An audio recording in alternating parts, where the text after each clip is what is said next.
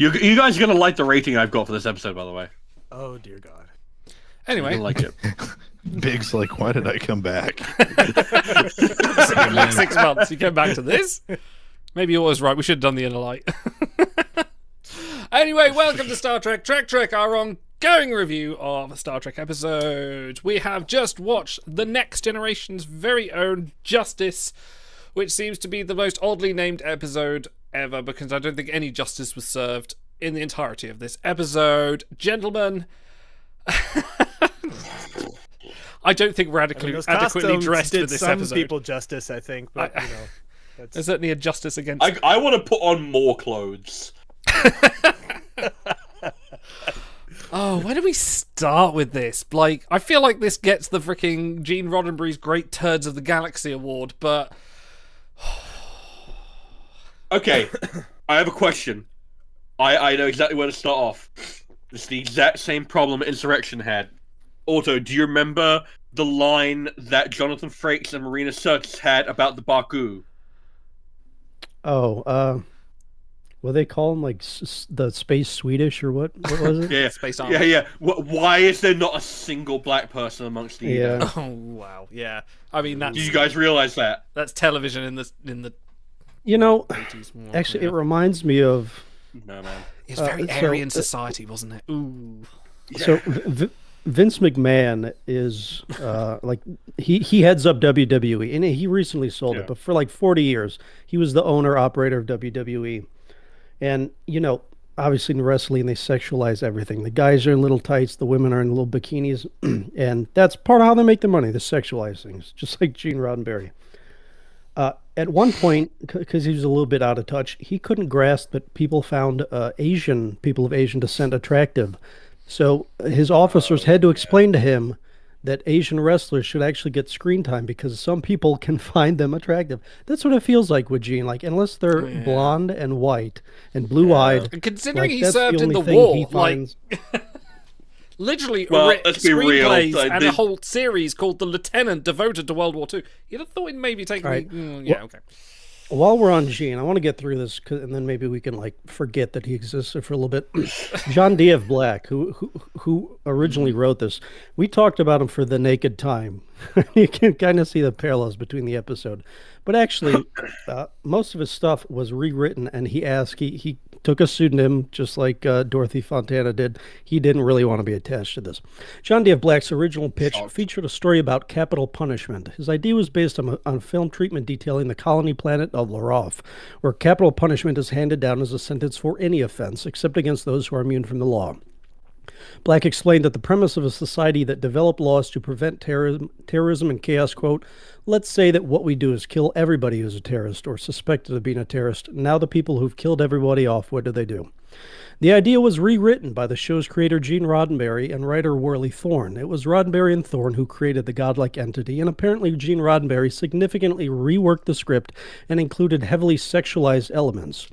Gene Roddenberry apparently wanted the Edo to wear even less clothing, but the costume designer couldn't make it any skimpier without the risk of it falling off altogether. Now, when I look through, you know, I'd like to do my memory alpha of the week when we do this. His name is not mentioned at all in the Justice page, and I thought, no way. We know Gene too well.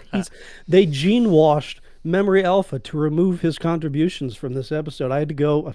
This is the first time I started looking through other sources because I'm like, there's no way he's, and of course he was involved and fucked with this plot and put them all in bikinis and you know, whatever. It's such an episode. Like, this is, I feel like this is conflated between the episode that John D.F. Black wanted, which sounds like a compelling process between sort of like a Logan's Run kind of like justice shall be served regardless of who is here to contain the population, and then just like, hey, everyone's got free love, man. I feel like this is The Way to Eden, but without restrictions. And I think that juxtaposition could even be interesting, but it just falls completely flat. And like you said when we were watching the episode, it's like it takes all of the heaviness that the story wants there to be out of it. because it's all these people just sitting around wearing napkins talking about justice. And that's it. It just, But there isn't. You know what it justice. is? There isn't justice Well, here. They have some there law isn't, that's no. decreed upon by them, but by their god. And like we said before, this is sort of very the worst analog of Who Watches the Watchers. You know, when they suddenly say, "Oh, you must be a god too because you're like our god," but it's done in. This is Who Watches not- the Watchers written on a napkin. Probably Yeah, one of the it's extras that is napkin that they are wearing. Well- Yeah. Yeah, exactly. to the point that I wonder if someone saw this and it's like, you know what, I can take a second crack in that and we can Yeah. do this better. Yeah. And they do it better because Who Watches the Watchers is a significantly better episode. Much better. But You know who- what it is? It's like so the process behind this astonishes me, right? Because you don't just shoot your footage and then it just goes unedited on air. Like someone takes the reel out of the camera. Someone, they cut it out and they go, these are the frames we want to use. And they go, there's an editor for these things, right? So someone had to sit down and edit this down to 44 minutes out of how much footage they shot. I'm sure Gene made sure they shot a lot. He did. And then they spliced it together. They did their effects work, and then they must have sat down at least a few times and watched it. And at no point did it occur to them that you can't have a serious discussion about murder when everyone looks like they're about 5 seconds away from boning each other. It's not the way it works. It's such a it's- contrast in theme to what we're presented because we're thinking they're talking about shore leave and they're talking about everyone coming down to this planet to just have like a great time, and then all of a sudden they're just like, he stepped in, like, and that is the joke about this. This is why this episode is a joke, because Wesley falls in some flowers and suddenly is sentenced to death by the tiniest syringe that this guy keeps down his jockstrap. Like, what the fuck? Like, this, it goes from like 1 to 100 without any reason, but the problem is the 100 scale is completely in the opposite direction to where you're expecting, and now you're having this morality play. It doesn't make any sense. I want to see an alternate version of this episode where, like, it's like, time for you to die, and it's just like hard cuts to someone on like a sniper's tower with like a 50 caliber. Like, we have no policemen except that one guy. He's really devoted. He's really into it. Like, he's like that guy from Saving Private Ryan on the top of the clock tower. Just like, Or there's just somebody walking around that has like an Iron Maiden on a hand truck that just trails behind. All right. Stepped in flowers, you know Time your to do duty, the get the fuck in. Yeah. Very, very simply, God loves flowers, and the boy fucked with The God's boy. flowers. The boy. Oh my god, how much of the The boy do boy. we have this episode? Good lord. No, So- not disparaging Will Wheaton. He had very little to do with this episode, but we had a lot of the boys in the phrase. Go on, Auto. While we're on it, the phrase "the boy" or the Wesley boy or the Crusher boy 23 times in the script. For reference, Troy got 15 lines. So, wow. I feel like Why- we get those numbers down. by the way, Why- do you guys why remember was- the scene in the Drumhead where he's on the stand, he's giving the speech with the first chain, the link is forged, or the first link the chain is The forged. iconic speech. And then they pan over to Admiral Nora Settee, and she's in her polka dot bikini. Do you remember that scene? I remember it like it was yesterday, and then it panned a little bit further over to Admiral Henry, and he was in a jock strap, and I was like, yes, yeah, you can see everything. this sells the We've seen gravitas everything. of the scene. So yeah, legal blanket bingo. I think that was the subtitle of the episode. Yeah, It's distracting, but the thing is, villains who twirl their jock straps are too easy to spot, let's- Lieutenant Worf. let's just take aside even the fact that, like, okay, this guy's wearing skimpy clothing. Let's just ignore that. Let's put the big, like, censorship marks over that and just look at the actual morality play in question here. Is that they're trying to save the boy, and at the same time they're debating with this creature that can essentially control everything about it. They can stop them beaming up. They can wipe them out for no reason other than these arbitrary laws that they set down. Picard's trying to debate this with a group of people who are no more intelligent than the jockstraps they're wearing, and all of a sudden it's all resolute. It's all resolved by the fact that he just looks up in space and goes, "Come on, just let me go," and they go, "All right," and then they walk away. Like, Yeah, no, so, you actually are. This is You absolutely the can't. problem. yeah. You can't strip that stuff away though, because it's in almost every. You can't enjoy. You can't get wrapped into this plot as long as there's someone in a bikini Yeah, in every yeah, shot. And then, like, the only shots where that doesn't happen is when he's talking to Data. Data's cracking Yeah. jokes. Beverly's hysterical. It distracts itself from itself at every point. Yeah. Like even the best lines, and there's like 2 or 3 decent lines in here. The juxtaposition kills it. Like you can't take it seriously at any point. Yeah, that's like even Yeah. the serious moment where like Data and Picard are in sick bay and Data has just gotten the god download from the magical snow globe. It's intercut with this banter about babbling that really seems out of place and forced. And it's like even in the most serious moments, it takes its own wind out of itself. This is TNG before it knew itself. I think also you mentioned Yeah. when we were doing the watch along, this was the second script that was produced, and it didn't get. What was the reason it didn't get produced until the 8th episode? Because of rewrites, wasn't it? Or something like Rewrites, that. yeah. They couldn't find enough bikinis. Yeah. Yeah, but can you imagine so- them, like, when they say right at the start of the episode, oh, it's been a long mission, we need some shore leave. It's like, Yeah, like shore leave in episode 2. yeah, shore leave in episode 2. Come on, this is not Enterprise. They What are you couldn't talking wait about? to be off that fucking ship. So you know what? I actually have to bring up a problem. There is a massive structural problem here, and I'm not just talking about how flimsy all their costumes look. So Star Trek, I would say, is known for courtroom episodes, right? Yes. Like court martial back in TOS is like the ultimate blueprint, and then there's so many more of them. Are you saying this episode was missing a bikinied Samuel T. Cogley? I mean, I'm saying he would have filled it out better than some of them. But here's the problem, right? Is that this episode allegedly wants to try and tackle a actual point about justice and its role in civilizing society, and about how important it is that precedent and conformity and behavior is to before society breaks down. And then it proceeds to like bury all that in a load of fucking fluff about nothing.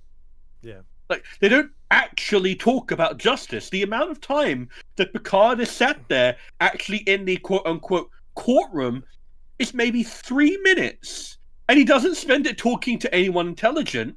He either is talking to people who don't understand why these rules exist the way they do, or he's speaking to the fucking ceiling and he doesn't get a verbal response. Meanwhile, in every other courtroom thing, guess who you have? You have the prosecution. You have the judge. You have other character witnesses. It's like, this is a conversation about justice, but no one's talking.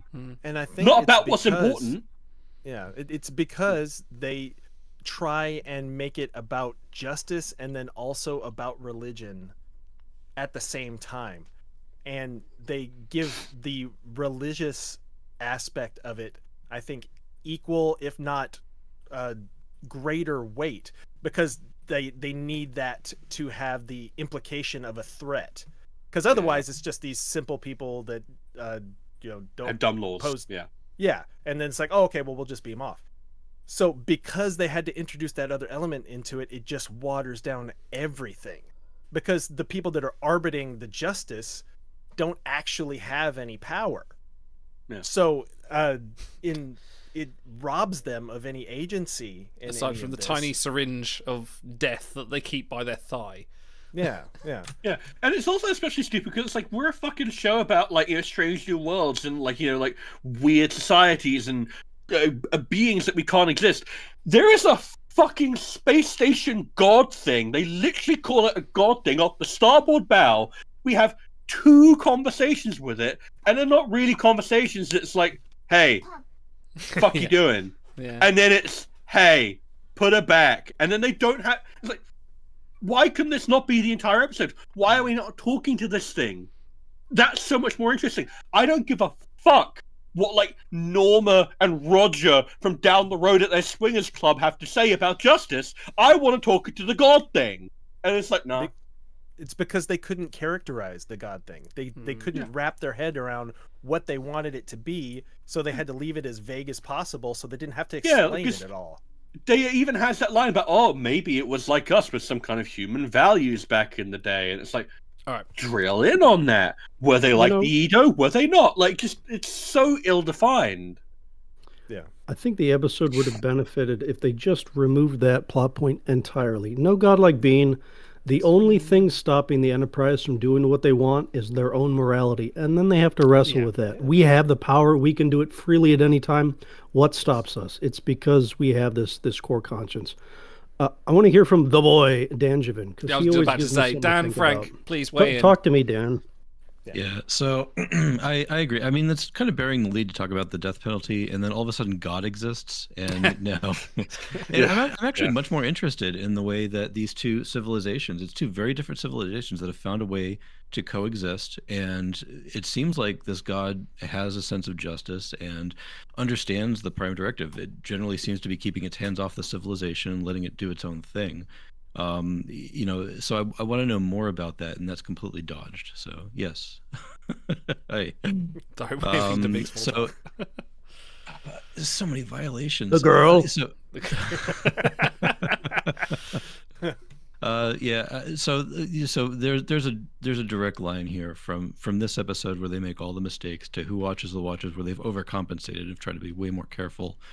And then also to Insurrection, where they've rewritten it and taken a lot of the same plot points from Who Watches the Watchers. But I feel like maybe you can make an argument that, hey, Starfleet specifically has learned from this incident and has created all these protocols and ways to respect the Prime Directive while still seeking out new life, and that has informed the future episodes. So I'm willing to give that a pass. I don't know why they weren't more curious about God, and so Data certainly would have hopefully benefited from the magical download, and gotten some information about that could be shared. But there's really nothing there in the script. I guess there was no time for it because they wanted to get all the nipples in. How many to take a line from Insurrection, how many nipples does it take before it becomes wrong, Admiral? And also I want to point out so to finally resolve the episode, we don't get our classic Picard speech that we're looking forward to. He simply prays to God. The beginning. He prays to God, and that's what gets everybody out of the situation. All God wanted was just a little bit of respect. It's like a right-wing. We got a quote on a fucking book sleeve jacket. That's what we got. And it's like, it really does. Like the lack of definition here really does bother me. Not just because everyone here is not quite as fit as they could be. They could be fitter. Are you talking about here some or push-ups, just man. in the episode? You're not wearing. Oh a shirt. no, I'm talking about the episode. Yeah.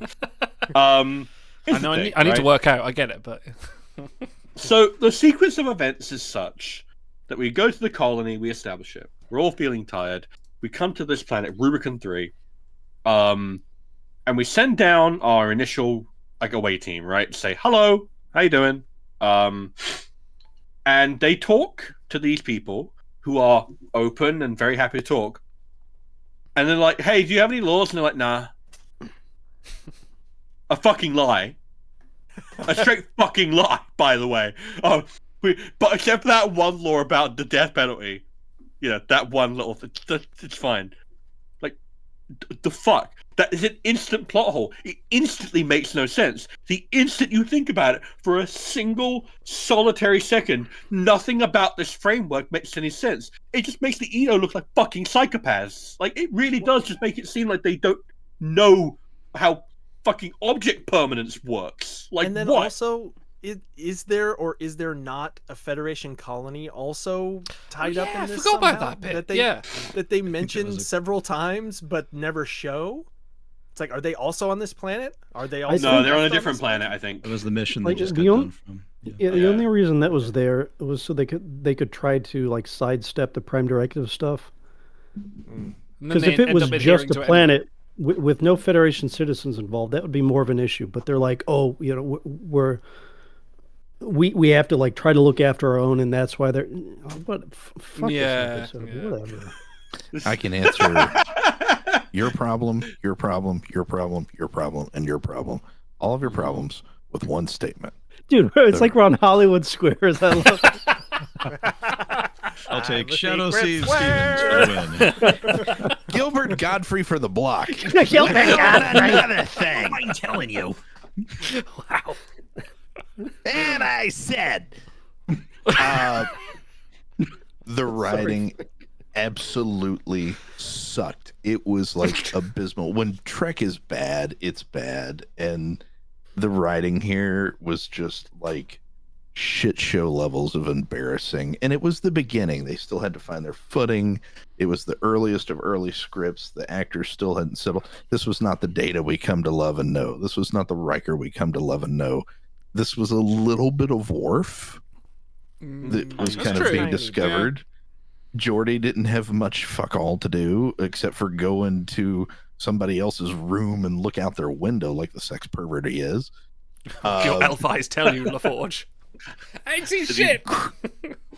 Beverly Crusher just spends the whole episode whining about, God, I need a break, or God, I need my son. Like she's Also, that's the same then for the rest of the series. Yeah. So but so many plot holes that you could pilot a Romulan warbird D7 through, and my biggest problem is, the prime directive. You're not supposed to go down and show up and hang out with people that are pre-warp civilizations.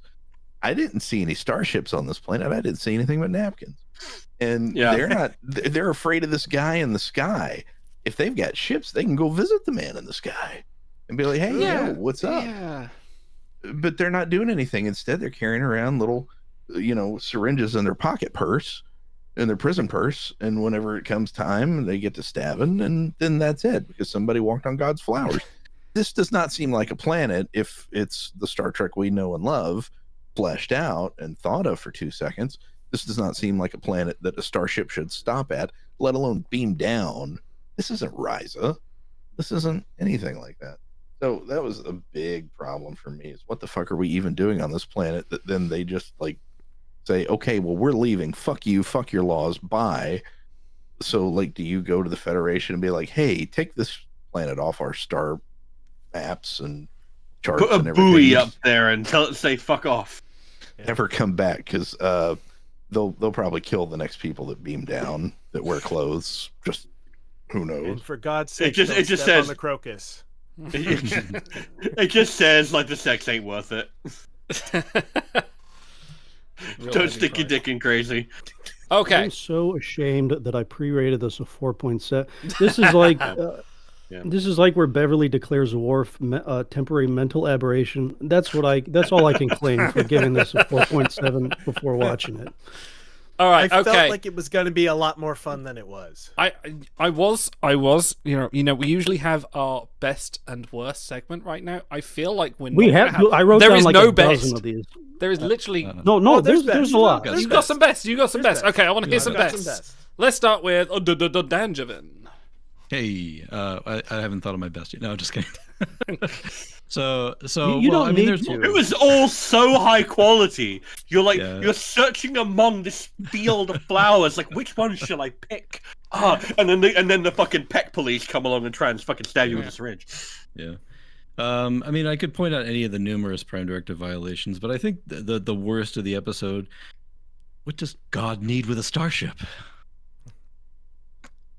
I Does just God don't be know. with anything? I guess in any other episode they would have had they would have saved the budget and just had the voice booming and shaking and everything like that. They would have the bubble would have been enough.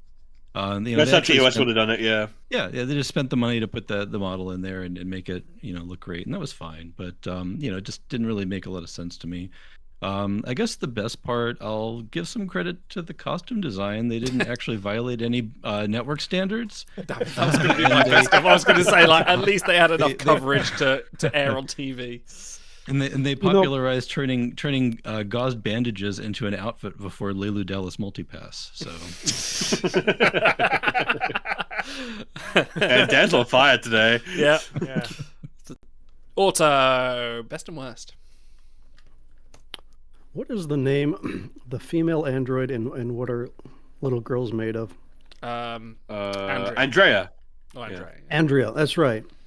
Yeah, that's what that reminds me of, because I remember reading, they do this V pattern with her outfit. It was the most amount of skin they were allowed to show without the censors saying no, you couldn't do that. That's what that reminded me of.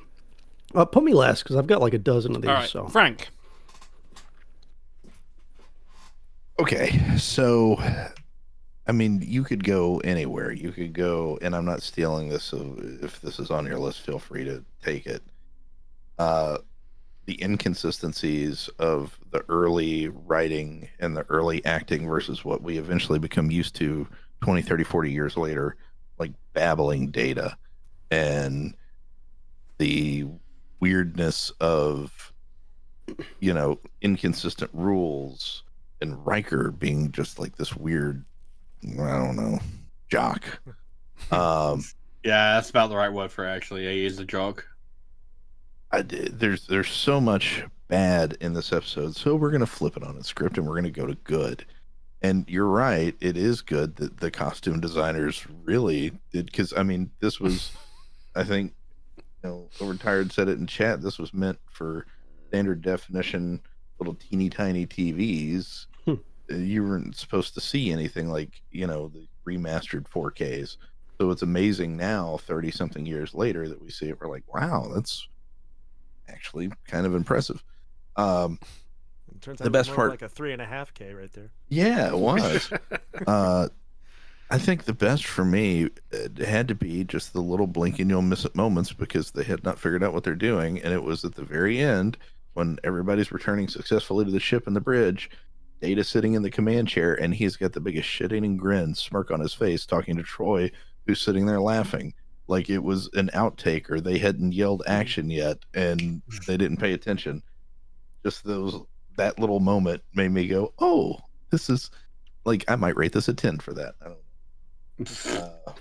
But bad, oh god, they could have done, I think the worst thing for me in this episode that really, and I believed it was a real story up until this point, and then I no longer believed it after that, were the two RoboCops that came up in their gray and their black. God, I wish RoboCop was in this. God. It would have been better. With their magic syringe. They had their chance with Peter Waller. They wasted it. He looked at the script. He said, "No, save it for about 23 years time."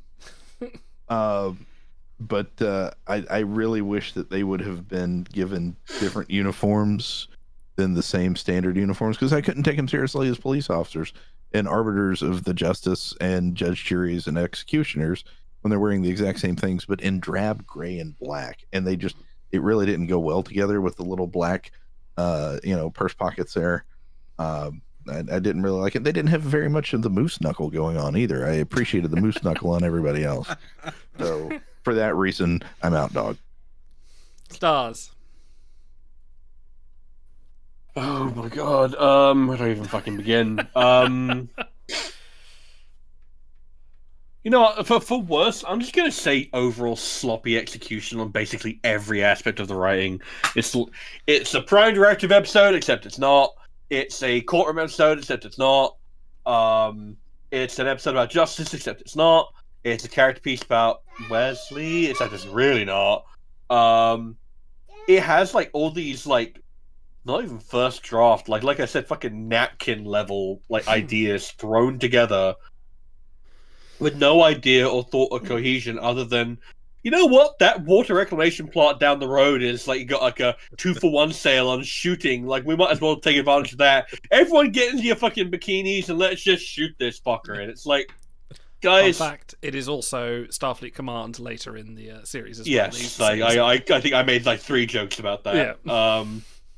And it's fucking, I would rather watch a load of stodgy old admirals talk about fucking interstellar politics than watch young, buxom men run around with their nipples out. What does that say about how badly written this episode was? I can't even enjoy the man candy on display, for fuck's sake. I kind of wish this episode had a slip and slide. Like, it could be in the background. Like, don't did draw with the any waterfalls a attention to it. little bit. They could have, yeah. You just see Riker in the background just going it down. It's like, wee! Through the shot, just for no reason. Right? Yeah, exactly. I love Overtired's comment. Gene knew the second season was guaranteed, so he had to be sure he got some B-roll for himself. Yeah, I imagine his personal footage is very different looking. Yeah, there's no way the cage is like the only thing that he kept tapes on for private use. Like, there's no way that's the only one. No way. Not when we know what about him, about what we do. Do you have So anything yeah, good, Stars? overall, it's just yeah. There's you know what? I'll just give it I will shout out for my boy. Worf can do dry humor and little asides. And every line he had in this episode was pretty much a banger. Yeah. Just I misattributed the any hat, which I guess that's a funny line. It feels like it would fit Worf way more than the traumatized rape gang survivor. Oh God, yes. By the way, no. we forgot about that. Yeah, we did, didn't we? Forgot about that. Oh my gosh, Oh. yes. By the way, we have our character that suffered multiple, came from a planet with massive problems with female rights and how they were hunted around. Oh my God, let's just send it to the sex planet in our second no. script. Fuck it. I know exactly what I know what the worst is from now. I'm gonna have to drop my score. Wait, fact. how low are we going? Oh. Okay, I'm gonna point something out for you, and you're gonna go, "Oh, yeah, that is a problem." This is a story about a society that was in a state of absolute savagery and disorder and had no law until it finally civilized itself and dragged itself out of the muck and is really, really intent on, keeping that law, because what if we slip back into our savage impulses, right? It's basically Vulcan. Kind of, yeah. Tasha is right there. That is the story of her fucking planet. Yeah. And she has nothing to say about this. This could have been a banger of an episode for Tasha. It kind of makes if you me just did a think. page one rewrite. We know from That's the worst part. any post-apocalyptic society. we know from you listen to the Delta Flyers and they will tell you how the podcast with Robbie Duncan McNeil and Garrett Wang about how, the production of Voyager, but they will tell you how ruthless they are with the script. The scripts have to be adhered to. There cannot be no improv on stage. I can't imagine Denise Crosby getting her backstory, said, "Hey, you were come from a war-torn planet. You were a part of the rape gangs. It was a horrible situation." We can even have some footage about that in our premiere episode, and them going to this. And I can't imagine her saying "I want to object to this," and they'll be like, "No, stick to the script. This is what we have. This is what we're doing." I'm I know we're episodic, but what the fuck? This is the worst example of it I can think of in retrospect. Just bear in mind it's scripts this could too. be an incredible story for Tasha about I have the maybe she needs TNG. to I have the sympathize. TNG show Bible. I can somewhere. I have it. Let me find. Well, Read me out Tasha's fucking character Yeah, hang description, on, because right, I'm well, getting big- angry on her behalf. while you're doing that bit, while I'm finding that big, go on. You do. PD, Okay. there we go. The best for me is some masterclass non-verbal acting, which is, and it's a disconnect too, because it's every time that Riker opens his mouth in this episode, he says something really dumb and just irrelevant to the story. But every time he can just be in the scene and do stuff with his face, it just shows that he's figuring out who that character is for himself, regardless of what is being written. He's a guy with mischief and the party guy of TNG, as much as there is one, and he's figured that out. And so going down to this planet it's like the proto Risa Riker, and he's found that in this episode. But every time he opens his mouth, it ruins everything. So, but those non-verbal moments of Riker are what my best is in this episode.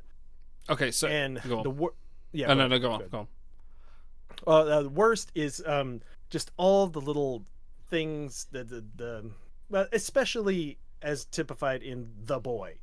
The scriptwriter felt it was necessary for Picard to not know the name of the child of his Wesley, best friend's that was wife. his fucking name. Yeah, Dude, No, it's Troy, like- Troy even has to lean over and whisper his name to him when they're down on Yeah. the planet, because he's forgotten that the boy even exists. Bear in mind, last of episode his- he turns around and went, Wesley, come on the bridge. Yeah, of his best friend's wife that he has unresolved feelings for. He wouldn't remember the boy's name.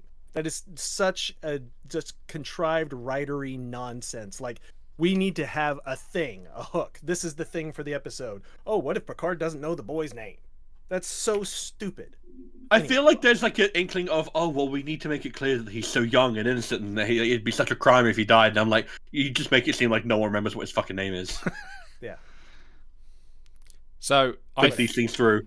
Okay, I've got the TNG show Bible up, and this was Okay. sent to it. So Tasha Yar actually has the least amount of development from all the crew. She has the least paragraphs, but like there's one paragraph: the Starship Chief Security Tasha, who performs that same function both aboard ship and or on away missions, born a failed, and that is in quotes, Earth colony of renegades and other violent undesirables. She escaped to Earth in her teens and discovered Starfleet, which she still worships, with quotes, today as the complete opposite of all the ugliness she once knew. Wait, there is a bit more that I found just a little scrolling down. Where is it? Here we go. It's talking about what doesn't... Here we go. Star Trek is not a melodrama. Melodrama is writing style which doesn't require believable people. Believable people are at the heart of a good Star Trek script. This is in the TNG show Bible. This is what they said to people. Anyway. Right, believable people challenge Auto, failed. you have your time to shine. Yeah, I'm surprised you guys didn't pick up on most of these, so I'll try to be quick. Capital punishment for flowers. Like, you couldn't pick a more serious crime, perhaps? Mm-hmm. Like, whatever. Oh no, you knocked over my Jenga pieces! Yeah, it's on that level. Like I said, they keep undercutting the seriousness, Picard, the scene where Picard's trying to have a serious discussion, like they're talking about criminal proceedings and putting someone to death, and they keep cutting to these dorks in bikinis, and it just, it completely kills it. After they beam up a native to the planet's orbit and show her their god, after that, Picard's like, should we violate the Prime Directive? It's like, what do you guys think you just did? Like, they don't. It's still like this ephemeral thing that they don't understand, even though it's been splattered throughout TOS. Troy gets one line on the planet during that scene, the criminal proceeding scene, where she has to remind Picard that Wesley exists. So dumb. Bev is supposed to be at her wit's end. Her son is moments away from being put to death, but she's so terrified of Picard, like in Lonely Among Us, that she holds it. It undercuts what she's supposed to be feeling. Wesley has more spine than his mother. Picard says, "You're not involved in this decision, boy." He goes, "I'm sorry, sir, but it seems like I am." He has more spine than his mother does, which leads me now into the best moments. The line, I know you didn't love the read. It wasn't a great read. "I'm with Starfleet. We don't lie."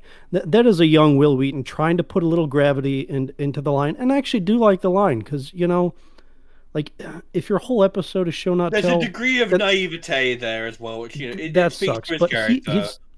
because he does, quote, worship Starfleet, and he wants to be a part of a force for good. Wesley, I think this was actually one of his better episodes overall. Revan's curly wig, whatever. I liked it. I like that hairstyle. Like the one good line of the episode then, where Data says, "Would you choose one life over 1,000?" Picard says, "I refuse to let arithmetic decide questions." That is a great line. That got stolen for pen pals. I'm going to check that. But then, when like someone makes a good joke and then someone in orbit repeats the joke but worse? That's what Riker does at the end, where he goes, "When has justice ever been as simple as a rule book?" And like, that's the line that convinces God to let them beam up. That is so dumb. I hated that. And then my ultimate best moment. Picard says, "Please organize it into brief answers to my questions." Data goes, "Undecided." And then he stares straight ahead. And I just died laughing. I'm like, okay, this is like the one moment where I can just legitimately enjoy this episode. And for a few brief fleeting moments, that was great. So that's all I got. And that's come to me. I can legitimately say I don't... Worf was okay. Worf was like, we cover these moments where they just kind of accidentally throw the character a bone, and like he doesn't acquiesce to these alien demands. And maybe that was a good moment, or maybe that was just, hey, the alien's being an alien. Like, I don't know. Like, I cannot think of a single thing like I felt was the best moment of this episode, other than maybe them attempting to throw Picard a bone, a pre Who Watches a Watcher kind of speech. But they don't deliver. Like the script doesn't go above like their intentions. There was a idea of John D.F. Black very rightly took his name off this because he probably went, nah, this isn't what I wanted. So I generally cannot. When the naked now guy is like, nah, this is too much. Exactly. I named the ship Tchaikovsky. Come on, what do you expect? I have class. Even then, like, yeah, it's just totally acceptable. Yeah, all of this, no. Worst moments, all of the above. Literally, like I feel like we've gone over it. I can't. This is the first time I'm going to abstain from saying any definitive answer because I feel like we've gone over it. Like you're going to abstain because saying like worst moment implies there was a best moment. Exactly. Like so, I'm going to go over it. And Stars, please give us our rating criteria from this episode, please. Okay, you guys suggested Gene washings out of 10, and I thought, you know what, that's good. But I don't feel like it adequately expresses this episode. So, gentlemen, how many episodes that Gene Roddenberry swears he had nothing to do with, despite it having his fingerprints all over it, out of 10, would you give this episode? Hang on, let's take a long time to type. Having his fingerprints all over. All right, do you know what? I'm going to go first. Let me finish typing that long sentence. I am going to give this exactly zero out of 10 episodes that Gene Roddenberry swears he had nothing to do with, despite having his fingerprints all over it.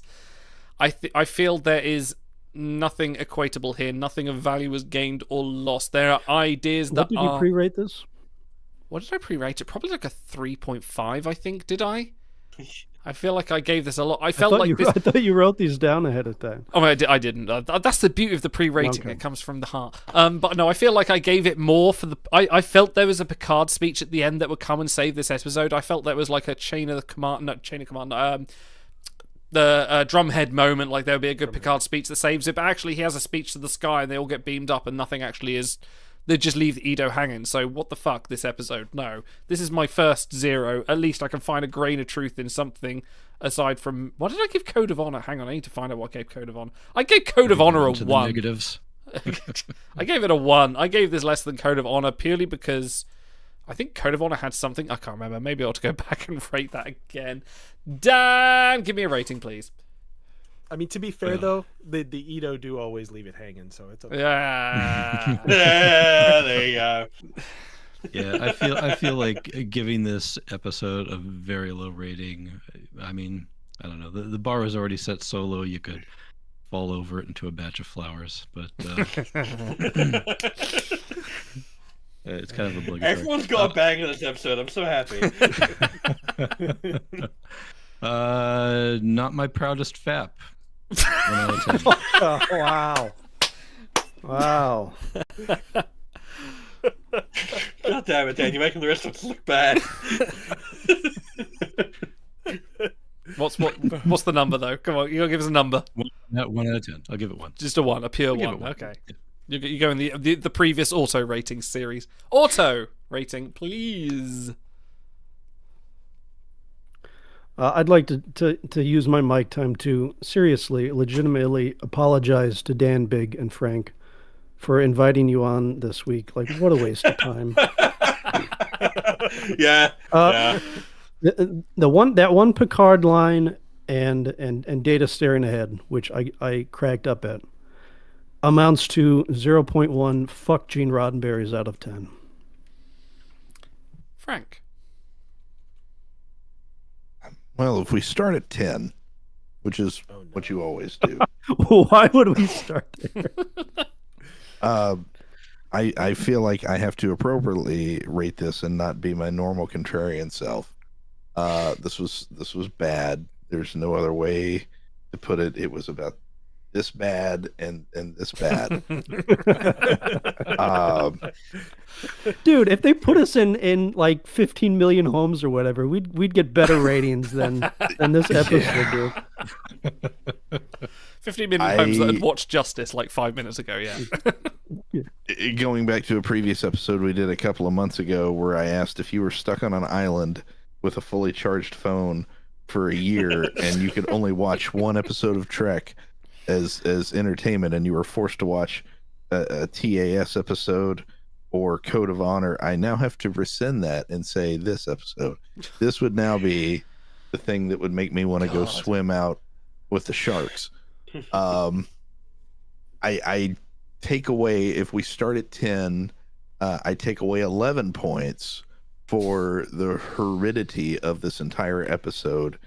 I give it a point for being able to enjoy it with you gentlemen, because even bad Trek is good with this company, and this has been the highlight at least of my day, if not of the week.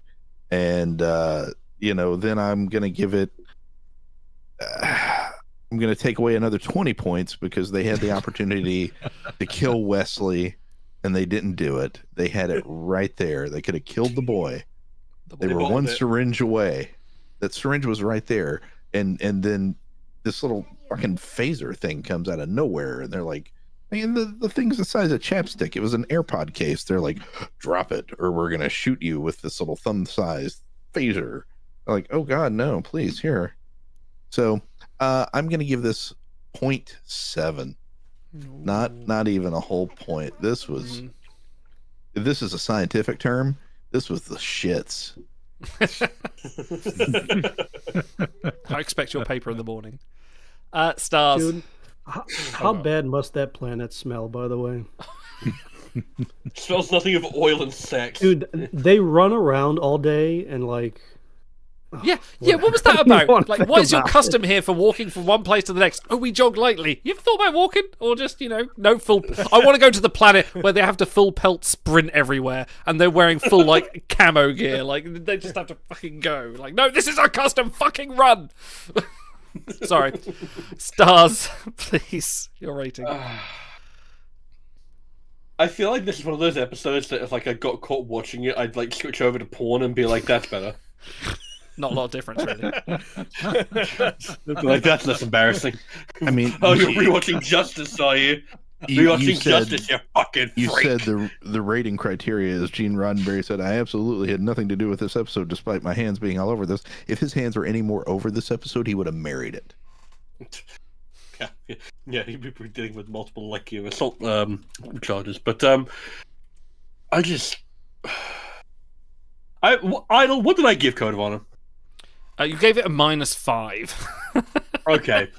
Because my rationale was that, like, Code of Honor actually did irreparable damage to the Star Trek brand. Like, it has done damage. It is anti-good for the franchise. I'm sorry, and I feel like just quickly. I agree with you. It kind of did.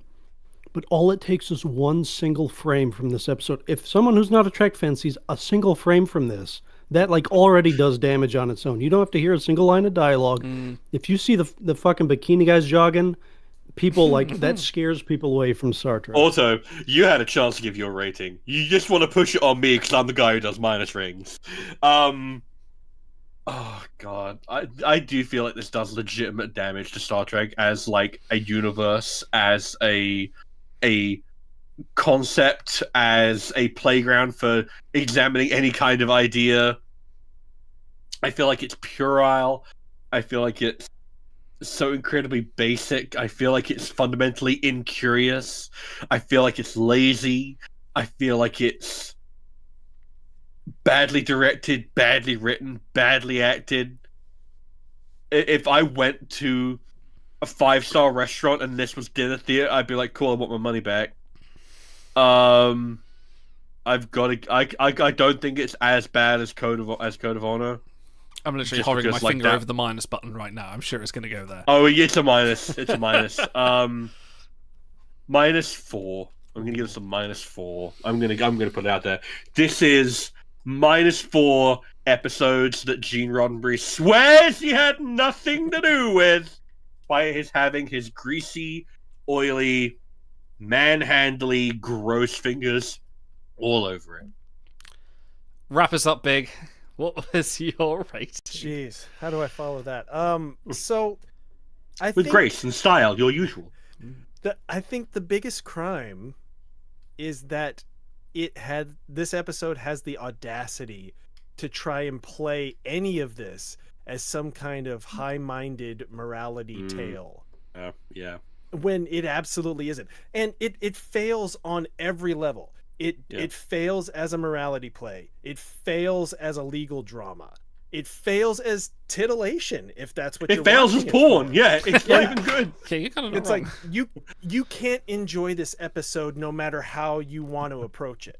Oh God, we've not even talked about the fact that they do the whole, adults, talking to each other, hugging each other, and then they turn to Wesley and like, "What's love like for you?" And all of us were just like, "No, do not go there. Stop right now. This is the wrong kind of entertainment." Adults that are there along beside him just completely hang him out to dry and leave him to answer for himself, which, Sorry, carry on.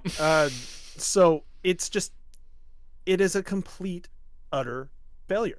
It's like it fails at Patrick Stewart delivering a speech. Right. How many episodes does Patrick Stewart fail to deliver a speech? Yeah. I can't think of many. So I can't in good conscience do negatives, so I award it no points, and may God have mercy on its soul. Nice. Full 0. Well, Nice. that brings justice. Go on. Sorry, go on. No, go ahead. No, I was just going to wrap up. You go on. Okay. Yeah, so I think, Star, as you mentioned, this could be a Tosh episode if they repurpose it. And, it could be, but none of the 6 of us have a shred of faith that they could have done it in any kind of mature or reasonable or intelligent way.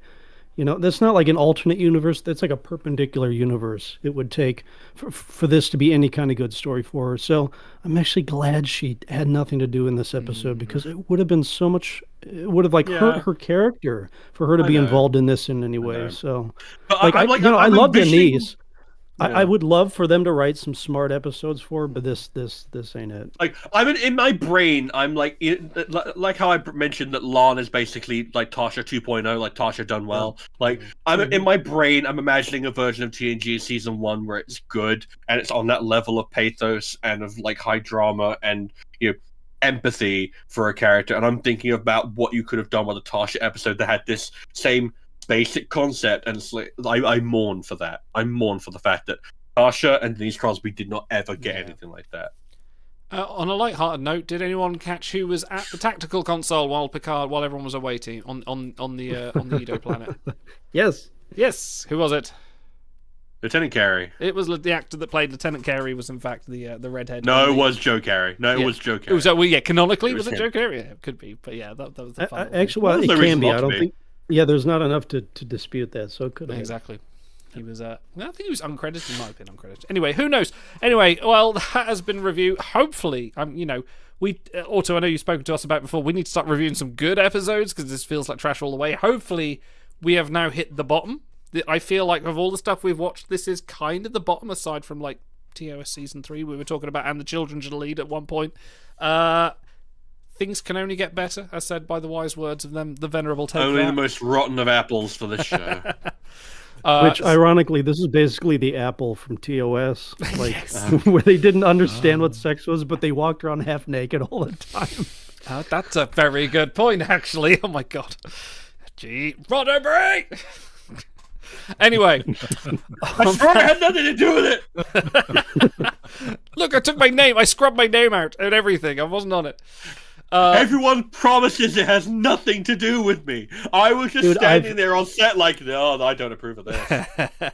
I've never been more disappointed in Memory Alpha because we all love the resource, but like, how do you not mention Gene about this episode? I mean, Memory Alpha. Can you go back into edit histories like you can on Wikipedia? I was going to say, if you look what was scrubbed. If you look at the Picard page for like Memory Alpha and their edit history about the big debate they had over Picard season 1, they're like, Picard Golem or Picard Real? Like, they're the same person. No, they're not. It's a different person. Like, they had an intense debate about that. I was like, really, guys, come on.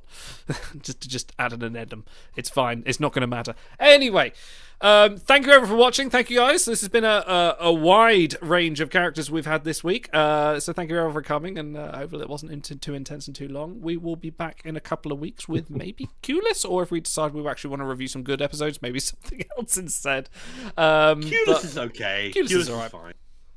But yes, we will see you then. Like, subscribe, follow, go to the Discord, all that. Discard? Go to the Discord, go to the Discord. Don't discard our Discord. Yes. Don't wait for the translation. Follow it now. We will see you very soon. Live long and prosper. I need to hit the right button now. Where is it? There it is. Live long and prosper.